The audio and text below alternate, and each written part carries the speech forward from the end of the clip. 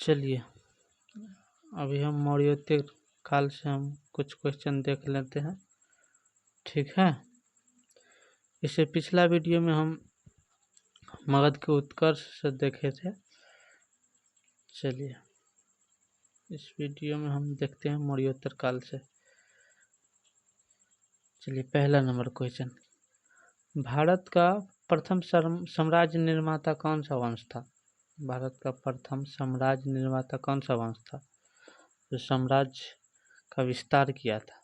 तो पहला था मौर्य वंश, जो साम्राज्य निर्माता के रूप में जाना जाता है, ठीक है ना। उससे पहले नंद वंश था, ठीक है। इसी का राजा महापद नंदन, जिसको मार के चंद्रगुप्त मौर्य ने मौर्य वंश का स्थापना किया था, ठीक है। चलिए अगला देखते हैं, निम्नलिखित में से कौन सा भारत नहीं आया था? ये 2 नंबर क्वेश्चन जो है उसमें निम्नलिखित में कौन सा व्यक्ति था जो भारत नहीं आया था? तो मेगास्थनीज वो भारत आया था। कोलंबस, वास्को डी गामा या फाहियान? तो देखिए इसका आंसर होगा बी, कोलंबस। कोलंबस भारत नहीं आया था। कोलंबस जो था वो अमेरिका का खोज, यानी कि अमेरिका के रास्ते की खोज किया था। 1492 ईस्वी में अमेरिका का खोज कोलंबस किया था। मेगास्थनीज आया था, ठीक है ना। वास्को डी गामा 1498 में, तो आप लोग जानते ही है। उसके बाद फाहियान, जो हर्षवर्धन के काल में चीनी यात्री था, फाहियान, वो भी आया हुए थे, ठीक है। चलिए नेक्स्ट क्वेश्चन देखते हैं, मेगास्थनीज किसके दरबार में आया था? मेगास्थनीज जो था वो किसके दरबार में आया था? तो मेगास्थनीज आया था चंद्रगुप्त मौर्य के दरबार में। चंद्रगुप्त मौर्य, इसका आंसर होगा चंद्रगुप्त मौर्य। अशोक, हर्षवर्धन, इसमें हर्षवर्धन के काल में कौन आया था? फाहियान आया था। हेंगसान आया था, जिसका यात्रा वृत्तांत शियुकी नाम से पुस्तक है, जो चीनी यात्री था, जो मुख्य रूप से बौद्ध धर्म का शिक्षा लेने के लिए वो आए हुए थे। चलिए अगला क्वेश्चन देखते हैं, नेक्स्ट। मेगास्थनीज द्वारा रचित किस ग्रंथ से भारत के मौर्यकालीन इतिहास का पता चलता है? इसमें देखिए क्या बोल रहा है, किसके ग्रंथ से भारत के मौर्यकालीन इतिहास का पता चलता है? किस पुस्तक से? तो किससे चलता है? इंडिका। किनके द्वारा रचित है? तो मेगास्थनीज द्वारा रचना किया हुआ है। उस पुस्तक का नाम क्या है? इंडिका। चलिए अगला देखते हैं, 5 नंबर, इंडिका निम्नलिखित में से किसकी कृति है? चलिए देखिए अभी ये बताए थे मेगास्थनीज, ठीक है ना। तो इसका आंसर क्या होगा? मेगास्थनीज। कौटिल्य जो था वो अर्थशास्त्र का निर्माता था, ठीक है। विशाखादत्त, तारानाथ, ये सब नहीं, ये भी लिखे हैं, लेकिन इंडिका नामक पुस्तक का रचिका मेगास्थनीज है। चलिए अगला क्वेश्चन, 6 नंबर, अपने साम्राज्य की विस्तार में चंद्रगुप्त मौर्य की सहायता की थी, यानी कि साम्राज्य विस्तार में चंद्रगुप्त मौर्य था, उसका सहायता किसने किया था? तो इसका सहायता किया था चाणक्य ने। चाणक्य जो उसका गुरु था, तक्षशिला विश्वविद्यालय के एक शिक्षक थे, ठीक है ना। तो चंद्रगुप्त मौर्य को धनानंद के खिलाफ, जो नंद वंश का अंतिम शासक था, उनके खिलाफ, ठीक है ना। और साम्राज्य विस्तार, चंद्रगुप्त मौर्य का प्रधानमंत्री भी चाणक्य को माना जाता है, ठीक है ना, और गुरु भी था। तो देख लीजिएगा इसमें आंसर क्या होगा? चाणक्य ने। चलिए अगला देखते हैं, अगला क्वेश्चन है, प्राचीन भारत का वह प्रसिद्ध शासक जिसने अपने जीवन के अंतिम दिनों में जैन धर्म अपनाया था, यानी कि ऐसा प्रसिद्ध शासक कौन सा था प्राचीन भारत के जो अपने जीवन के अंतिम दिनों में, यानी कि अंतिम दिन जब उसका उम्र लगभग समाप्त होने वाला था, उस समय में जैन धर्म अपनाया था, तो वो था चंद्रगुप्त मौर्य। कौन था? चंद्रगुप्त मौर्य। अशोक, समुद्रगुप्त, बिंदुसार। बिंदुसार जो था वो हर्यक वंश का था, नहीं बिंबिसार था, ठीक है ना। अशोक, समुद्रगुप्त, नहीं तो इसमें क्या होगा? चंद्रगुप्त मौर्य।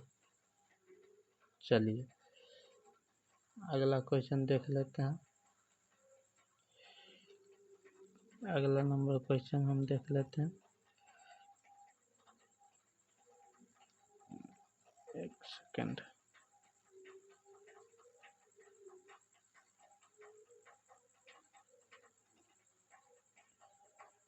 चलिए नेक्स्ट देखते हैं।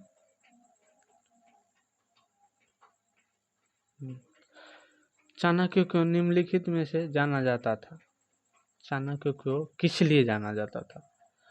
तो चाणक्य को जाना जाता था, यानी कि किस, इसका दूसरा नाम क्या था? तो इसका दूसरा नाम था विष्णुगुप्त। चाणक्य, विष्णुगुप्त, कौटिल्य, चाणक्य का ही नाम था, ठीक है ना। उसे दूसरे रूप में जाना जाता था, विष्णुगुप्त के रूप में। चलिए अगला क्वेश्चन देखते हैं। निम्नलिखित में से कौन सा भारत का प्राचीनतम राजवंश है? निम्नलिखित में से कौन सा भारत का प्राचीनतम राजवंश है? प्राचीनतम राजवंश है मौर्य। मौर्य वंश प्राचीनतम राजवंश है। वर्धन, कुषाण, गुप्त ये सब बाद के हैं, ठीक है ना। इसमें सबसे प्राचीन कौन है? मौर्य वंश। चलिए नेक्स्ट क्वेश्चन देखते हैं। निम्नलिखित में से प्राचीनतम राजवंश कौन सा है? ये रिपीट हो गया है क्वेश्चन, नहीं रिपीट नहीं है, इसमें देख लीजिए। इसमें नंद है। मौर्य वंश से भी पहले कौन सा था? नंद वंश था। देखिए इसमें भी प्राचीनतम पूछ रहा, उससे पहले भी प्राचीनतम ही पूछा था। तो नंद के बाद मौर्य वंश आया था, तो उसमें नंद वंश का ऑप्शन नहीं था, लेकिन इसमें नंद है, तो इसमें कौन सा हो जाएगा? तो इसमें हो जाएगा नंद वंश, ठीक है। उसके बाद मौर्य वंश हुआ था। चलिए अगला देखते हैं। अशोक ने बौद्ध धर्म के प्रचार प्रसार के लिए विदेश में किसको भेजा था? अशोक जो था वो बौद्ध धर्म का प्रचार प्रसार के लिए किसको भेजा था? तो वो भेजा था संघमित्रा को। संघमित्रा को कहाँ? श्रीलंका में भेजा था बौद्ध धर्म के प्रचार प्रसार के लिए। जो उसका बेटा और बेटी संघमित्रा, महेंद्र और संघमित्रा था, दोनों को भेजा था। किसको? संघमित्रा, संघमित्र को भेजा था। चलिए नेक्स्ट देखते हैं। अशोक किस वंश से संबंधित है? अशोक जो है वो किस वंश से संबंधित है? तो अशोक है मौर्य वंश से संबंधित। मुगल तो बाद में आए थे, ठीक है ना। मुगल लोग बाद में आए थे। गुप्त कौन से वंश से है? मौर्य वंश से। चलिए अगला देख। ब्राह्मी लिपि को किसने स्पष्ट किया था? ब्राह्मणी लिपि जो था उसको किसने स्पष्ट किया था या किसने पढ़ा था पहली बार? तो कौन था वो? तो वो था जेम्स प्रिसेप था, सॉरी जेम्स प्रिसेप था, जो ब्राह्मणी लिपि को अच्छे से स्पष्ट रूप में पढ़ा था और उसको स्पष्ट किया था। चलिए अगला देखते हैं। अशोक के अभिलेख को सर्वप्रथम किसने पढ़ा था? अशोक का जो अभिलेख था, जो लिखवाया गया था, 14 तो अभिलेख है, उसे किसने पढ़ा था? तो उसे पढ़ा था यानी कि जेम्स प्रिसेप को ही यह कामयाबी मिली कि अशोक के जो अभिलेख था उनको वो पढ़ पाए और सबको बताया कि ये लिखा है। चलिए अशोक ने इन सभी में से कौन सा धर्म अपनाया था? अशोक कौन सा धर्म अपनाया था? तो अशोक बौद्ध धर्म अपनाया था, ठीक है ना। चलिए अगला क्वेश्चन देखते हैं। जैन, इस्लाम, ईसाई, नहीं ये सब नहीं था, बौद्ध धर्म अपनाया हुआ था। ठीक है ना। उसके बारे में कहा जाता है कि कलिंग का जो युद्ध हुआ उसके बाद वो हथियार उठाना छोड़ दिया था। ठीक है, चलिए नेक्स्ट देखते हैं। अपने अभिलेखों में प्रायः जिस नाम से अशोक संदर्भित है वह है, अशोक जो अपना अभिलेख लिखवाया था उसमें अपने आप को किस रूप में संबोधित किया है, ठीक है ना, किस शब्द से संबोधित किया है, तो किया है प्रियदर्शी, प्रियदर्शी शब्द। धर्मदेव, चक्रवर्ती, ईसाई नहीं, प्रियदर्शी क्या था, प्रियदर्शी। चलिए अगला देखते हैं। सम्राट अशोक पर कलिंग युद्ध के प्रभाव को निम्न पर देखा जा सकता है। सम्राट अशोक जो था वो कलिंग युद्ध के बाद उनके बारे में माना जाता है कि वो उनका हृदय परिवर्तन हुआ था, वो मार काट करना छोड़ दिया था। ठीक है ना, तो उनका जो अपना विचार था वो चट्टान अभिलेख में लिखाया था। ठीक है ना, क्या, चट्टान आलेख, इस तरह के यहाँ बगल में यहाँ जो देख रहे हैं इस तरह के अभिलेख, उसी का अभिलेख का ये चित्र है, देख लीजिए चट्टान अभिलेख में ये चीज़ लिखवाया था उन्होंने। चलिए अगला देखते हैं। नहीं, किस स्थान के निकट प्रसिद्ध कलिंग युद्ध लड़ा गया था। कलिंग का युद्ध जो था अशोक के द्वारा किस स्थान पे लड़ा गया था, तो वह था डोली धोली। कौन सा जगह था, डोली धोली। ठीक है, बालासोर, बाराबंकी, उदयगिरी ये सब नहीं था, क्या था, डोली धोली। अशोक के द्वारा कलिंग युद्ध लड़ा गया था, उस जगह का नाम था। चलिए नेक्स्ट। सारनाथ में किस सम्राट का स्तंभ है। सारनाथ जो है उस जगह पे किस सम्राट का स्तंभ है, तो किसका है, अशोक का स्तंभ है, अशोक स्तंभ। ठीक है ना, वहीं से 4 सिंह का जो भारतीय प्रतीक चिन्ह है अशोक स्तंभ वहीं से लिया गया है। ठीक है ना, शेरशाह, शाहजहां, अकबर नहीं, ये सब नहीं था। चलिए अगला देखते हैं। 21 नंबर। सारनाथ का लोयन कैपिटल किस शासक से संबंधित है। लोयन कैपिटल उस समय का प्राचीन भारत का सारनाथ का लोयन कैपिटल किससे संबंधित है, तो वह अशोक से। किससे, अशोक से, अशोक से लोयन कैपिटल शासक से संबंधित है। चलिए अगला देखते हैं, अगला देख लेते हैं। अशोक ने अपने शिलालेखों में अपने समकालीन दक्षिण के किस राजा का उल्लेख नहीं किया है। वो जो शिलालेख लिखवाया था उस समय अपने समकालीन यानी कि जिस समय वो राज कर रहा था उसी समय कोई और राजा राज्य में था जो दक्षिण में था, उनका उल्लेख वो नहीं लिखवाया है। ठीक है ना, तो वो किसका है, कुषाण का। किनका, कुषाण का। अभिलेख के समकालीन दक्षिण के किस राजा का उल्लेख नहीं किया है, कुषाण जो था उनका अभिलेख का उल्लेख नहीं किया, उनके शासनकाल का उल्लेख अपने शिलालेख में नहीं किया है। चलिए नेक्स्ट देखते हैं। चोल, पांडे, केरल पुत्र इस सब का किया था। ठीक है, चलिए मौर्य साम्राज्य में प्रचलित मुद्रा का नाम क्या था। मौर्य साम्राज्य जो था उस समय का जो प्रचलित मुद्रा था उसका नाम क्या था, उसका नाम था पर्ण। पर्ण, इस तरह की मुद्रा हुआ करता था प्राचीन भारत में। ठीक है, क्या बोलते थे, पर्ण। तोल, काकनी, दिनार नहीं, दिनार सब नहीं होता। उस समय मौर्य साम्राज्य के प्रचलित था, मौर्य साम्राज्य में क्या बोलता था, पर्ण। दिनार आगे के वंश में बोला जाता था, जो आगे पढ़ने को मिलेगा आप लोग को। दिनार, काकनी, तोल ये सब भी था, लेकिन इसमें मौर्य में नहीं था, मौर्य में पर्ण था। चलिए अगला क्वेश्चन देखते हैं। निम्नलिखित में से कौन सा मौर्य वंश का शासक नहीं है। देखिए इसमें पूछ रहा है कि मौर्य वंश का शासक नहीं है, तो अजातशत्रु। कौन? अजातशत्रु। अजातशत्रु किस वंश का था? तो वह था हर्यक वंश का, बिंबिसार का पुत्र था अजातशत्रु, ठीक है ना। चंद्रगुप्त मौर्य वो तो संस्थापक था मौर्य वंश का। अशोक, बिंदुसार ये सब के सब था, किसे था? मौर्य वंश से। अजातशत्रु नहीं था, वो था हर्यक वंश का राजा था, जो इनका पिता था बिंबिसार। बिंबिसार का पुत्र कौन? अजातशत्रु, जो किससे? हर्यक वंश से संबंधित थे। चलिए अगला देखते हैं 25। निम्नलिखित में से अशोक का उत्तराधिकारी कौन था? यानी कि अशोक जो था उसका उत्तराधिकारी यानी अशोक के बाद के राजा कौन था? बनने वाला राजा कौन था? तो वो था कुणाल। कौन? कुणाल। बिंदुसार, राहुल नहीं, सब कुणाल था उसका उत्तराधिकारी।